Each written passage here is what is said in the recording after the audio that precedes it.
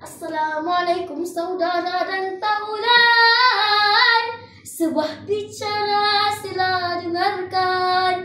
Masalah ummah akhirul zaman dalam perintah mulkan Jabarian. Terima kasih pengerusi pimpinan majlis, panel kehakiman dan seterusnya sidang. Hadirin yang dimuliakan, fenomena kekeluargaan yang baharu seperti ketagihan dadah, jenayah seksual, gangsterisme, membunuh, perzinaan, perceraian telah tercetus tanpa penghujungnya, seolah-olah masyarakat kita kehilangan rentak memacu bahtera keluarga. Di mana akhlak? Tegak rumah kerana paksi runtuh, robohlah seri. Bangsa gagah kerana pekerti hilang, musnahlah diri. Akhlak mulia cerminan seorang Muslim. Begitulah bunyinya bicara saya pada hari ini.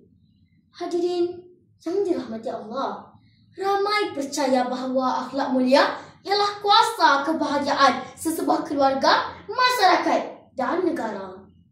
Akhlak mulia bermaksud perilaku seorang insan yang bermoral, manakala cerminan seorang Muslim adalah jika akhlaknya buruk, imej Islam juga tercalar. Tirai makna kelabukan, tabir isiku singkat perlahan. Justeru, mari kita renungkan isi bicara yang menjadi bukti akhlak mulia adalah lambang sebenar kepribadian Muslim. Sabda baginda sallallahu alaihi wasallam, "Innama ba'athu liutammima makarimal akhlak." Sesungguhnya aku diutus untuk menyempurnakan akhlak yang mulia. Hadis riwayat Ahmad. Tanpa akhlak iman tercalar, tanpa akhlak agama dipandang hina. Kerana itulah Rasulullah sallallahu alaihi wasallam diutus membawa akhlak yang agung. Seorang Muslim yang baik pasti tercermin melalui akhlaknya.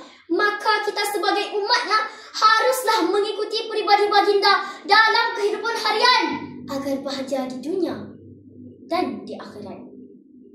Saudaraku, lihatlah sekeliling kita. Berapa ramai yang solat tetapi mulutnya memaki dan melakukan maksiat? Berapa ramai yang berilmu tetapi hatinya sombong? Sedangkan Nabi SAW bersabda, sebaik-baik manusia adalah yang paling baik akhlaknya. Hadis riwayat Al-Bukhari. Bukan cukup hanya mengucap, bukan cukup dengan solat. Iman seorang Muslim juga dinilai melalui perilaku harian seperti adab, tutur kata dan sopan santun kita terhadap manusia. Hadirin, sekarang ramai orang yang berbuat mungkar tanpa rasa malu. Oleh itu, ikatlah keluarga kita dengan Islam, iman dan akhlak mulia agar mempunyai perasaan malu dalam diri mereka. Tanpa akhlak, tiada harga diri. Akhlak bukan sekadar urusan di dunia. Ia menjadi saham akhirat, penentu kedudukan kita di sisi Allah Ta'ala. Ingatlah nasib malang menimpa tamadun manusia dari kisah-kisah sejarah Islam seperti kaum Lut, Samud, kaum Nabi Ibrahim, Bani Israel dan lain-lain. Nah, betapa akhlak buruk menjadi asbab keruntuhan bangsa memberi kita satu kesimpulan jelas bahawa tamadun sesuatu bangsa dan akhlak umpama aur dengan tebing, saling berkait, tidak mampu dipisahkan. Kita tidak pernah takut dengan kisah ini. Bangsaku, maruahku. Zaman kini semakin kemuflisan dalam adab yang bakal dilaknati oleh Tuhan. Bangun dan bangkitlah. Jangan kita hanyut dengan duniawi. Kita kekalkan nilai-nilai tradisi dan akhlak mulia mendasari prinsip dalam kehidupan agar masalah umat akhir zaman ini tidak menyelubungi kita sebagaimana gelap menyelubungi malam. Bunga mekar di taman indah, harum semerbak sepanjang malam. Akhlak mulia kita serlah, Islam tersebar, rahmat alam.